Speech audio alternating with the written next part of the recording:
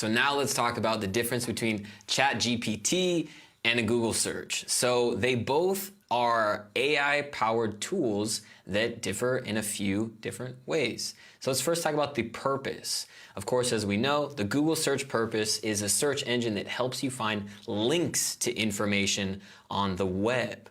While ChatGPT, on the other hand, is an interactive tool that not only finds you the information you're searching for, but intelligently, and I put that in quotes because it's kind of hard to say if it's intelligently doing it, but it's processing the information that it's been trained on in a way that's personalized for your needs and for your prompts. So if I want to find information on top 10 search destinations in Paris, I can go online and I can type that, and Google, of course, is going to serve me up a specific link that I can find on their search page that will give me that information, but it's not personalized to me.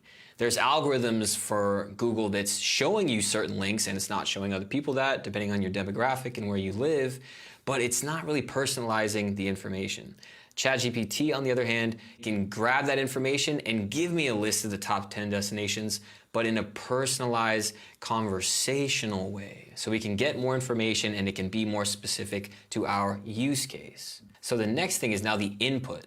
A Google search requires a user to type in a specific query or question, whereas ChatGPT interacts with the user, like we just mentioned, in a conversational and iterative manner. This is key. So you get to work with ChatGPT to get your desired output by asking follow-up questions, even if you don't know the right question to ask. This is one of the coolest parts about the conversational style. It opens up a whole new world of learning where you basically have this magic genie in a bottle on your screen where you don't even have to know the question to ask it yet. You can literally ask, which we'll get into, ChatGPT, what question can I ask you to get better at XYZ? Or what specific trends and new things coming out should I know about for my online cooking business? It'll tell you what you should know before you even know that you don't know it, if that makes sense. So we can ask questions which you cannot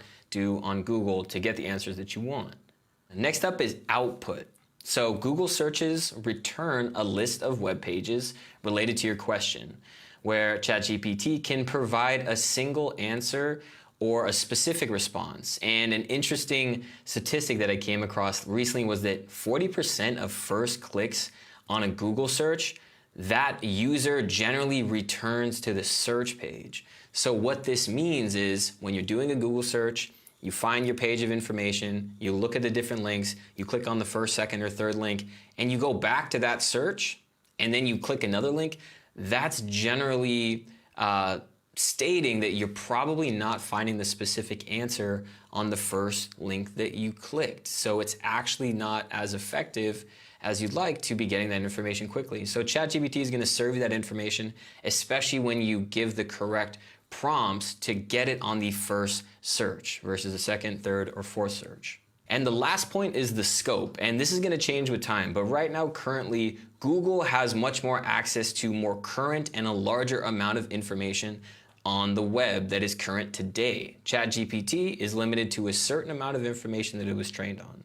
This is going to change with time because eventually tools like ChatGPT are going to be connected to the current online information that's on the web the moment you're doing your search.